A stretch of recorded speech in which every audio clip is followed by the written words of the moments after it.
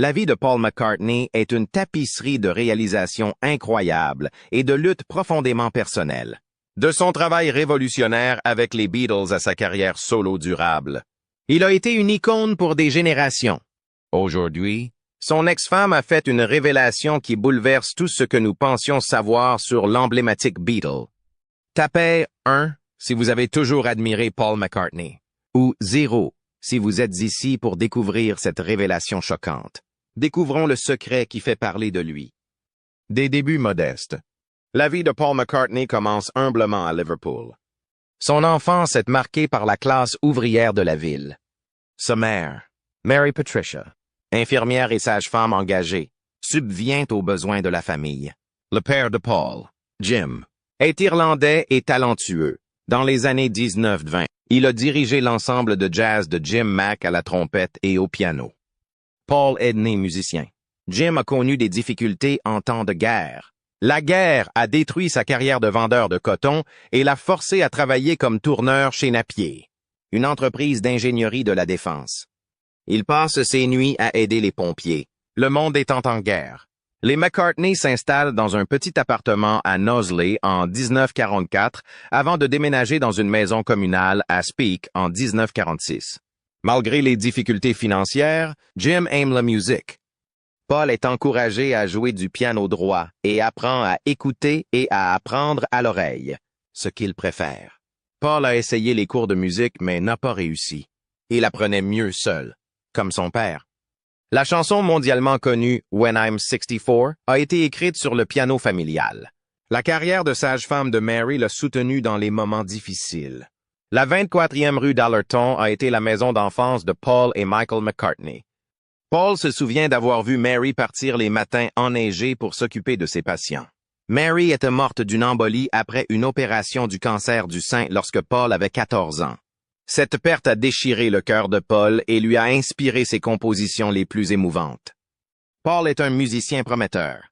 Son père lui offre une trompette nickelée pour son 14e anniversaire. Mais la manie du rock and roll prend le dessus. Pour chanter tout en jouant, il passe de la trompette à la guitare acoustique. La guitare pour droitier le déconcerte, jusqu'à ce qu'il voit Slim Whitman jouer de la main gauche. Le fait d'inverser les cordes de la guitare a aidé Paul à la perfectionner. I Lost My Little Girl, une chanson sur l'angoisse après la perte de sa mère, a été écrite sur cet instrument. Le parcours d'un musicien. Les vies de Paul et de George Harrison se sont tragiquement croisées à l'école. De Speke à l'Institut de Liverpool, où ils étaient tous deux scolarisés, les deux se sont rapidement liés d'amitié en 1954 au cours d'un trajet en bus. George et Paul sont devenus proches, bien que Paul l'ait d'abord perçu comme un camarade plus jeune. Ils se sont rapprochés au fur et à mesure que la musique se frayait un chemin dans leur conversation. Particulièrement après la rencontre de Paul McCartney avec John Lennon, Jim McCartney se méfie des alliances naissantes de son fils. Le caractère provocateur de John, qui n'est encore qu'un adolescent, est une source d'inquiétude. Même Jim met en garde Paul contre le fait de laisser John lui causer des ennuis. Mais Jim laisse le groupe de John, les Quarrymen, s'entraîner dans leur maison, même s'il est inquiet. Les sons extatiques et non filtrés du groupe émanant de Fortland Road les soirs comme ceux-ci suggéraient que quelque chose se préparait que même Jim n'aurait pas pu prédire. Il était bien connu dans la famille que Jim était réticent à l'idée de laisser Paul accompagner les Beatles lors de leur tournée, en particulier à Hambourg. Cependant, le père de Jim a cédé lorsque Paul lui a assuré un revenu hebdomadaire de 15 livres, soit plus que le salaire de Jim. Tout va bientôt basculer à cause de ce choix.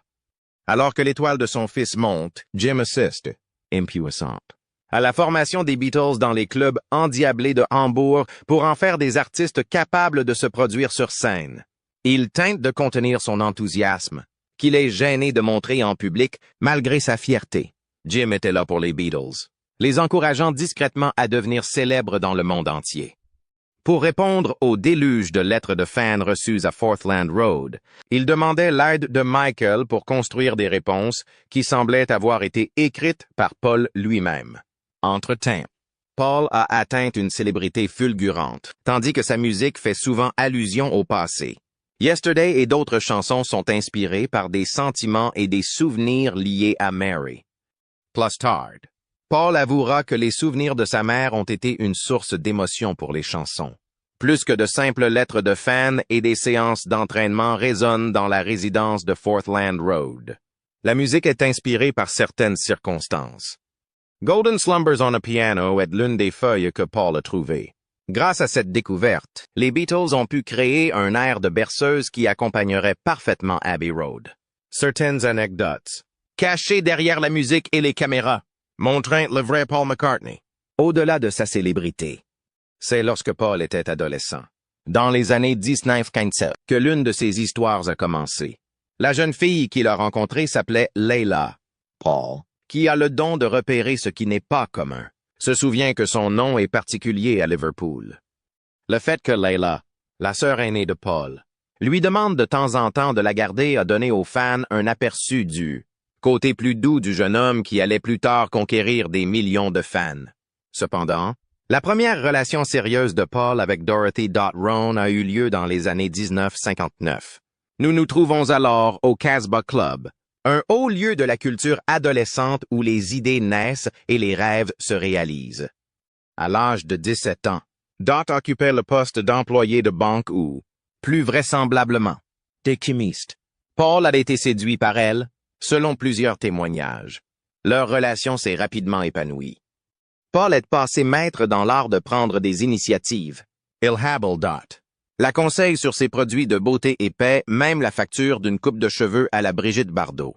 Pour Paul et John Lennon, Brigitte représentait le glamour et la prise de risque qu'ils aimaient. Bien qu'il fume lui-même, Paul a toujours été un peu trop protecteur et n'approuvait pas que Dot passe trop de temps avec ses amis. Il a également essayé de la dissuader de fumer. Pendant que les Fab Four étaient en route pour Hambourg, Paul et Dot sont restés en contact par lettres. Paul continuait à écrire régulièrement, gardant Dot près de lui, même si la vie à Hambourg était rude et impitoyable. Par la suite, elle fit un autre voyage avec lui, cette fois accompagnée de Cynthia Powell, qui sortait avec John. Pendant son séjour, Paul s'est montré gentil avec Dot, lui offrant une bague en or, une jupe en cuir et des visites guidées des attractions de la ville. Grâce à Rosa, qui avait nettoyé l'Indra Club, où les Beatles s'étaient produits, ils ont pu loger dans un cottage près des docks. À Hambourg, Paul laisse parfois son regard vagabonder. Il a parlé ouvertement de ses relations avec des strip-teaseuses qui, selon lui, avaient une meilleure compréhension de l'amour et de la vie que les femmes de son pays, alors que Dot attendait à Liverpool. Ces années de formation ont été marquées par un mélange imprévisible de dévotion et de séduction. Paul bénéficie de l'entière dévotion de Dot. Elle et Cynthia avaient loué une chambre dans la même maison à son retour à Liverpool, et Paul avait contribué à couvrir le loyer. Mais une nouvelle ère est sur le point de commencer en 1960. Dot est enceinte, malgré le choc initial. Jim McCartney est ravi à l'idée d'être grand-père. Alors que les préparatifs du mariage progressent, le destin intervient. Après la fausse couche de Dot, les fiançailles ont disparu sans laisser de traces. Ils poursuivent leur relation pendant un certain temps, jusqu'à ce que Paul la rompe à l'automne 1962. La pression de l'engagement est devenue plus évidente lors du mariage précipité de John et Cynthia, et à 20 ans, il ne se sentait toujours pas prêt à porter le fardeau du mariage. La vie amoureuse de Paul est toujours en mouvement. Thelma Pickles, qui avait déjà fréquenté John, a eu une brève liaison avec lui. Elle se souvient de Paul comme d'un jeune homme qui, de jeune homme joufflu, est devenu un individu assuré et imaginatif. Elle épousera plus tard le poète Roger McGough, mais elle se souvient de lui comme d'un enfant.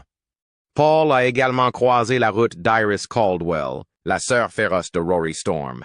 Elle défie les attentes de Paul et n'a peur de rien. Leurs bagarres étaient célèbres. Un jour, Iris lui a jeté un plat de sucre sur la tête après une dispute particulièrement intense. Elle a dû annuler un rendez-vous avec son nouvel amant, George Harrison. Mais Paul s'est présenté chez elle le lendemain sans se décourager. Relation avec Dot Rowan. La vie de Paul avec Dot Rowan s'achève définitivement au milieu des années 1960. Elle a refait sa vie après avoir déménagé à Toronto, au Canada. Les deux se sont retrouvés pendant le mandat de Paul avec Wings et la tournée canadienne des Beatles. Love of the Loved at PS. I Love You sont des chansons que Dot a toujours considérées comme des allusions à sa relation avec Paul. Un jour, Cynthia Lennon a offert à Dot une bague en or que Paul avait achetée lors d'un séjour à Hambourg, en guise de souvenir infime mais durable du passé. Au fil des années, la trajectoire amoureuse de Paul a également changé. Le 18 avril 1963 est un autre moment charnière. Les Beatles rencontrent Jane Asher, une jeune actrice issue d'une famille célèbre et créative, alors qu'ils jouent au Royal Albert Hall de Londres. Son entrée dans le monde de Paul a été filmée alors qu'elle faisait semblant de crier comme une fan en délire. Mais cette fan n'était pas comme les autres. Le frère de Jane, Peter, faisait partie du duo musical Peter and Gordon. Son père, Richard, était médecin et sa mère, Margaret, enseignait la musique. Les univers de Paul et de Jane s'accordaient parfaitement. Après que Paul a emménagé dans la maison des Ashers au 57 Wimpole Street, celle-ci a servi de centre de création pendant plus de 3 ans. John et Jane organisaient des marathons d'écriture de chansons et des sessions de jam dans leur sous-sol. En plus d'écrire des singles comme Today, Paul a également donné à Peter et Gordon des succès comme A World Without Love. Vivre à Wimpole Street signifiait interagir avec des créatifs et des penseurs comme Len Dayton, Harold Pinter et Bertrand Russell. Au-delà de la musique, l'environnement a élargi les horizons de Paul. Paul est inspiré par Jane, non seulement par sa présence, mais aussi par le temps qu'ils passent ensemble. Leur relation se reflète dans des chansons comme I'm Looking Through You, You Won't See Me Yet and I Love Her. En dépit de ce lien, Paul fait preuve d'une certaine indépendance. Il achète un manoir de 3 étages de style Regency au 7 Cavendish Avenue en 1965. Il reconnaît ainsi qu'il n'est plus un simple invité dans la vie de quelqu'un d'autre. En guise de remerciement pour les années qu'ils ont passées ensemble, Paul paye les aménagements extérieurs de la maison des Ashers. Relation avec Linda Eastman. Au Bago Nails Club de Londres, en mai 1967, la vie de Paul prend un nouveau tournant inattendu lorsqu'il engage la conversation avec Linda Eastman, une photographe américaine. Dans le cadre de sa mission, elle était présente et a réussi à capturer l'essence des années 1960. Quelques jours plus tard, ils se rencontrent à nouveau lors du lancement de l'album du groupe Sgt. Pepper's Lonely Hearts Club. L'étincelle est évidente, bien que Linda ait terminé son travail et soit retournée à New York. Le jour de Noël 1967, Paul et Jane annoncent leur fiançailles. Au début de l'année 1966, ils se rendent ensemble en Inde, où ils participent à une séance de méditation avec le Maharishi Mahesh Yogi. Cependant, au cours de l'été 1960, les fractures se sont aggravées. En réponse à la révélation que Paul avait une liaison avec Francie Schwartz, Jane décide de mettre fin à leur fiançailles. Le mois de juillet 1968 marque la fin de leur partenariat, malgré les efforts qu'ils ont déployés pour se réconcilier. Jane était une personne gracieuse et discrète qui n'a jamais parlé de leur séparation en détail. Le chemin de Paul croise à nouveau celui de Linda Eastman en mai 1968, quelques mois seulement après la première rencontre.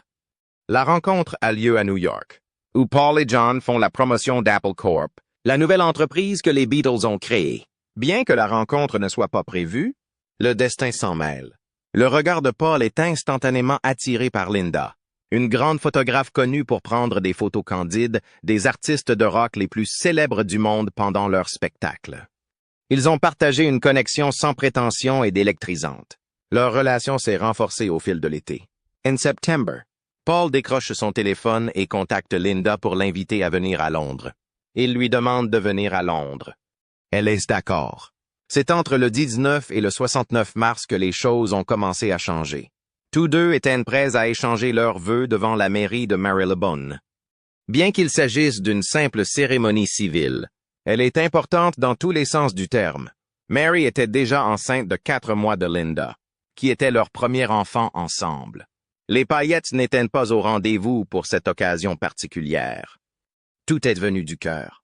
Un témoignage silencieux d'un amour qui semblait authentique et indestructible à l'intérieur. Heather, la fille de Linda issue de son précédent mariage, a été adoptée par Paul, rejoignant ainsi une famille déjà constituée. Leur union a donné naissance à 3 autres enfants, Mary, Stella et James. À plusieurs reprises, Paul a déclaré que Linda était la personne qui lui donnait la force, en particulier lorsque les Beatles se sont séparés. Dans un monde en proie au désordre, elle lui a servi de point d'ancrage. Peu après qu'il l'a initiée à la technique du piano, Linda est devenue plus qu'une simple collaboratrice du groupe. Sa musique l'incluait en tant que membre. Après les hauts et les bas de Paul, les lumières de la scène et les sessions d'enregistrement, Linda est devenue membre du groupe Wings. Elle participe également aux sessions d'enregistrement du groupe. Il était presque impossible de séparer les deux. Après un certain temps, Paul révéla que pendant toute la durée de leur mariage, ils n'avaient passé que quelques nuits ensemble, ce qui est un exploit impressionnant pour un chanteur de rock et son inspiration. En 1980, Paul est arrêté à Tokyo pour trafic de drogue.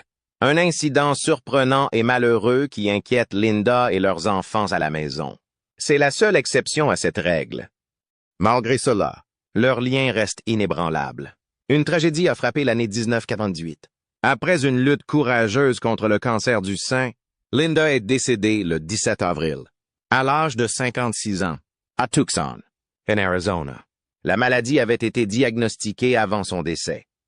Paul était brisé, mais il s'accrochait aux souvenirs qu'ils avaient créés ensemble.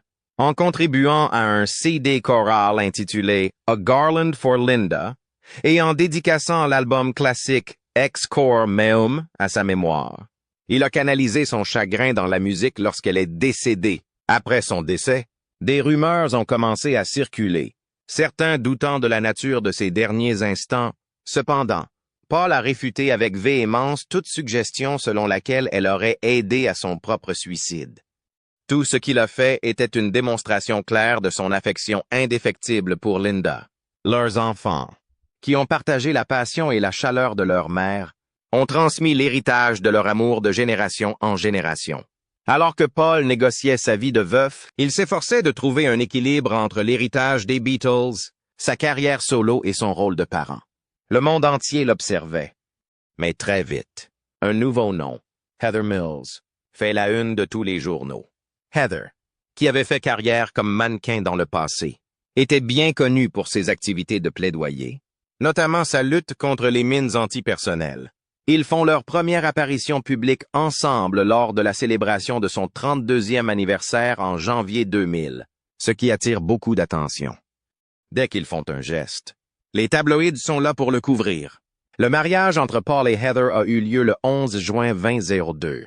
Il s'agissait d'un mariage extravagant, qui s'est déroulé au château Leslie, en Irlande, avec un dîner végétarien spectaculaire pour plus de 300 invités. Il semble que Paul ait découvert l'amour une fois de plus.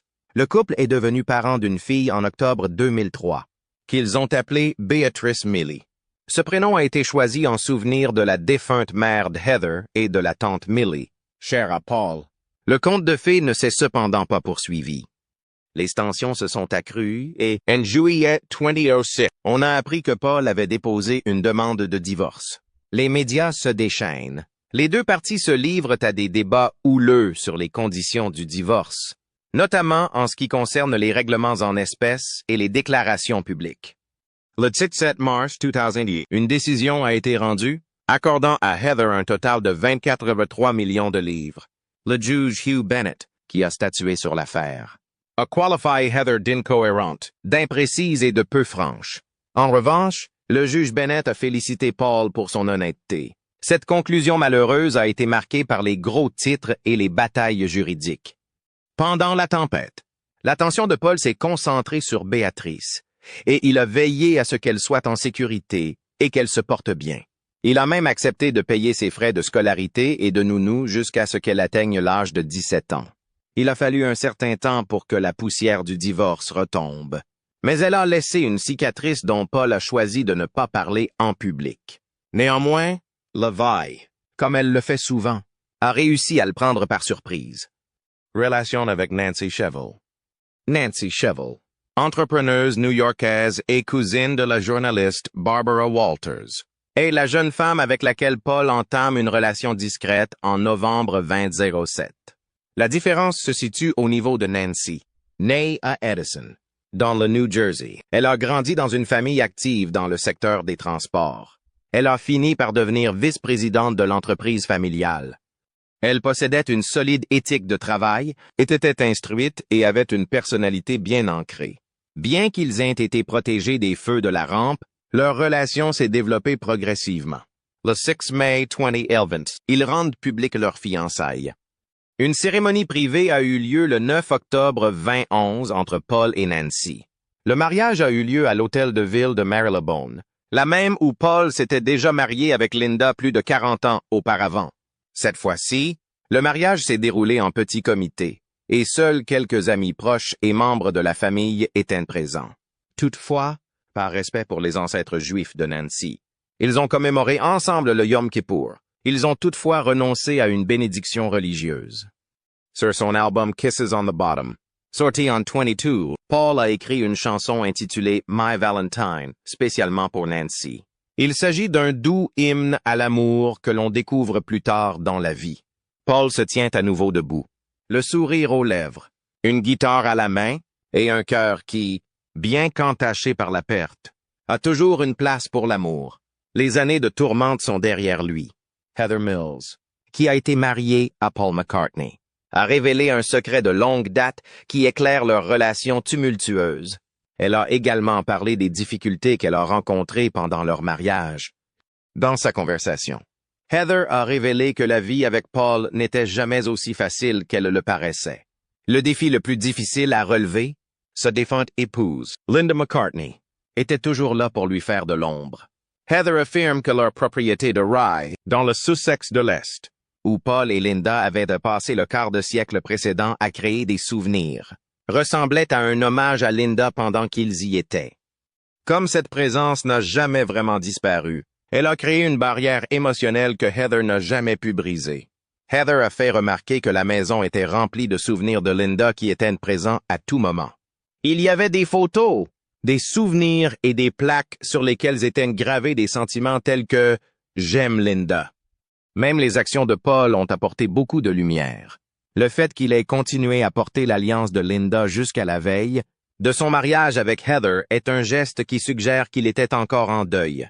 Heather a déclaré que le poids des souvenirs de Linda était inévitable et qu'il lui donnait l'impression d'être aux prises avec un fantôme. Dès le début, la relation elle-même a été marquée par la controverse. Heather a révélé que l'incapacité de Paul à oublier le passé a provoqué des tensions tout au long de la relation, qui se sont traduites par de vifs désaccords. Au cours de leur fiançailles, une dispute est devenue si passionnée que sa bague a été jetée par la fenêtre d'un hôtel. Le lendemain, le personnel a dû la chercher à l'aide de détecteurs de métaux jusqu'à ce qu'il la retrouve. En racontant ces périodes difficiles, Heather a mis en lumière le fait que le mariage n'a jamais été simplement l'affaire de deux personnes qui tentaient de le faire fonctionner. Il s'agissait des blessures de Paul qui n'étaient pas encore guéries. Elle a déclaré que le cœur de Paul n'avait jamais entièrement quitté Linda et que passer à autre chose était une bataille qu'il était incapable de reconnaître dans son intégralité. Paul a continué à être l'idole qui pouvait rire des absurdités de la vie en dépit de l'agitation qui régnait. Le célèbre producteur Quincy Jones fait parler de lui en 2018 en qualifiant les Beatles de « No Playing Mother Ears » et en déclarant que Paul est le pire bassiste qu'il ait jamais entendu. En entendant cela, Paul ne réagit pas de manière hostile. Selon un récit qu'il a fait dans GQ, Quincy lui a téléphoné plus tard et a prétendu qu'il n'avait jamais dit ce qu'il avait dit. « J'aurais dit vous, Quincy Jones, si vous l'aviez fait. » Puisque Paul a fait une blague à ce sujet. C'était une performance vintage de McCartney, pleine de comédie et de tendresse enveloppée d'entêtement. Paul McCartney, qui a aujourd'hui 82 ans, vit toujours activement, crée et partage sa musique avec le monde. Il est clair qu'il est plus qu'une simple rock star, car son récit est rempli d'exemples d'amour, de chagrin et d'expériences épiques. C'est un artiste qui vit, un survivant qui n'abandonne jamais. Et au fil du temps, les mystères qui se cachent derrière ces chansons célèbres et la personne qui les a écrites continuent d'être révélés. Quel est votre souvenir ou votre chanson préférée de Paul McCartney? Et que pensez-vous de cette révélation de son ex-femme? Faites-nous part de vos réflexions dans les commentaires ci-dessous. N'oubliez pas d'aimer, de vous abonner et d'appuyer sur la cloche